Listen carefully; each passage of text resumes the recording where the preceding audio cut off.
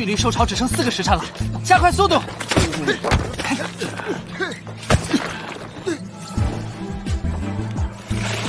叔父，你临这儿想干什么啊？哎，等等我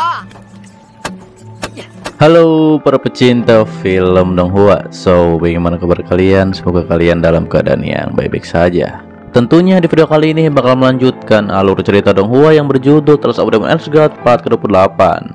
Dan pastinya yang belum nonton part sebelumnya silahkan cek di deskripsi, oke?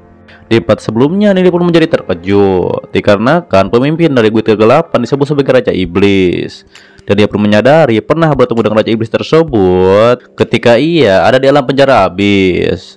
Setelah hal itu, Raja Kota pun meminta pendapat Nili apa yang harus dilakukan pada Glory Keramat. Dikarenakan Raja Kota menemukan bukti bahwa cabang Guild Kegelapan ada di Kota Glory.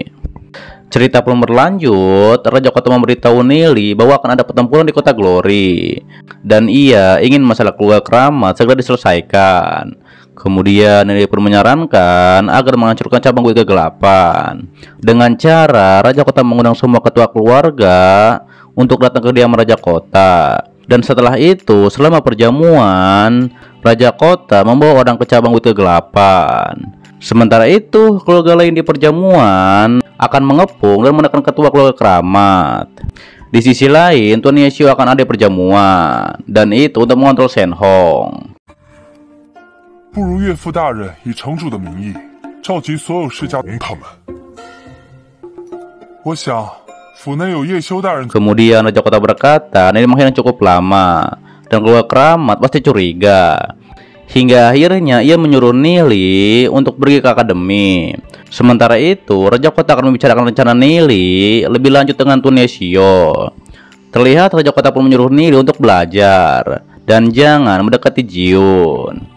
Di lain tempat, Guild Kegelapan melapor pada Shenhong bahwa ia melihat Nili muncul kembali di Akademi Shenlang dan ia pun menyarankan untuk membunuh Nili. Namun Shenhong merasa ini adalah umpan. Hingga akhirnya ia pun memerintahkan semua orang untuk tetap tenang dan juga jangan gegabah. Setelah hal tersebut, ia pun memberitahu sesuai dengan rencana awal, yaitu 2 tahun kemudian Guild Kegelapan akan memicu gelombang besar binatang. Dan itu untuk menghancurkan Kota Glory. Di sisi lain, keluarganya akan mundur ke Pegunungan Suci dan mereka akan pindah ke alam penjara Abbas dengan Guild Kegelapan. Namun ia tak menyangka keluarga Angin Salju mulai mencurigainya dan mulai menekan keluarga Keramat. Untuk itu ia harus melakukan sesuatu agar bisa mengalihkan perhatian Raja Kota.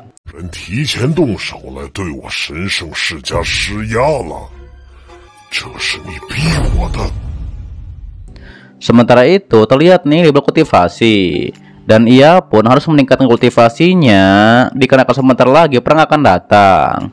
Di saat itu Jun pun muncul dan ia pun menjadi terkejut melihat Nili yang berkultivasi dan ia pun bertanya-tanya apa sebenarnya hubungan ia bersama Nili.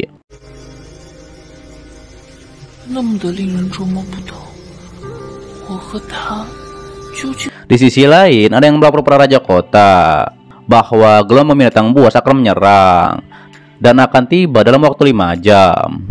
Ia juga memberitahu tingkatan para monster itu. Akan tetapi tak ada yang tingkat legenda. Mendengar hal itu, Raja Kota pun menyuruh bunyikan lonceng dan juga peringatkan seluruh kota. Kembali pada Nili, ia pun menjadi terkejut dikarenakan gelombang binatang muncul lebih awal.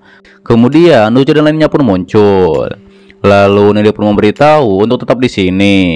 Sementara itu, ia akan pergi menemui Raja Kota. 去见城主大人。我跟你一起去。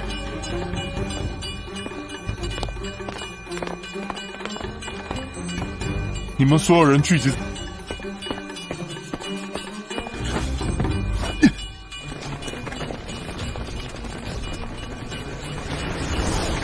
Kemudian setelah Nili sampai, ia pun bertanya pada Tuan Yeshio seberapa besar gelombang binatang kali ini. Tuan Yeshio memberitahu bahwa gelombang binatang kali ini adalah jutaan dan juga monster yang paling kuat di peringkat tingkat emas hitam. Mendengar hal itu, Nili juga bertanya, monster seperti apa yang ada pada gelombang ini? Tuan Yeshio berkata, kebanyakan dari mereka monster angin salju dan akan tiba dalam 5 jam lagi. Tuan Yeshio juga memberitahu bahwa dinding selatan yang akan jadi serangan pertama. Mendengar hal tersebut, sepertinya Nili memiliki rencana, dan ia pun meminta 500 orang pada Tuan Yeshio. Setelah itu, Nili yang akan mengatasi dinding selatan. 时间足够了，之家的高手都听从城主大人的调配，你要只要500个普通武者就够了。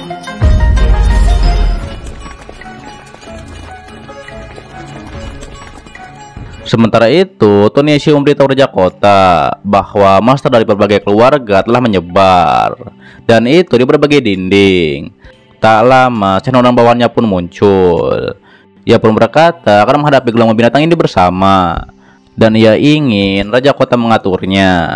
Namun Raja Kota memberitahu ia ingin Shenhong mengikutinya, yaitu ke dinding selatan, dan Shenhong akan mengikuti Raja Kota. Setelah itu, Raja Kota pun menyadari bahwa Shenhong tak boleh lepas dari pengawasannya, dan ia akan melihat situasi ke depannya. 我们一起到南，就听从城主大人的安排了。如今兽潮迫在眉睫，若是让神，罢了，见机行事吧。 Kembali kepada Nili, terlihat dia sedang menggali tanah bersama prajurit lainnya. Kemudian Luju dan lainnya yang melihat Nili menggali tanah, mereka pun ikut membantu Nili.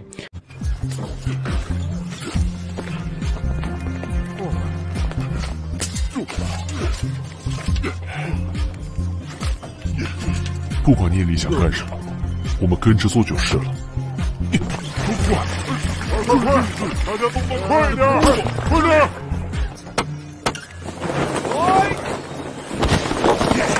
Lalu Nili pun menyadari bahwa banyak yang mati dalam pertempuran melawan gelombang binatang. Setelah hal tersebut, Nili pun menyuruh untuk cepat menemukan obat-obatan pada bambu, dikarenakan waktu mereka terbatas. Kemudian Raja Kota yang melihat perangkap buatan Nili, ia pun bertanya apakah Tuan Yeshio yang mengaturnya. 你们两个去那边帮忙，快点，快点！得抓紧把这些药剂灌进竹子里。这是怎么回事？你安排的？ Pastinya bersambung di part 29 dan seterusnya. Dan ini merupakan cerita Donghua atau Demon Edgeguard part 28. Dan untuk video selanjutnya masih membahas series yang lainnya untuk menunggu Lord Nili, oke?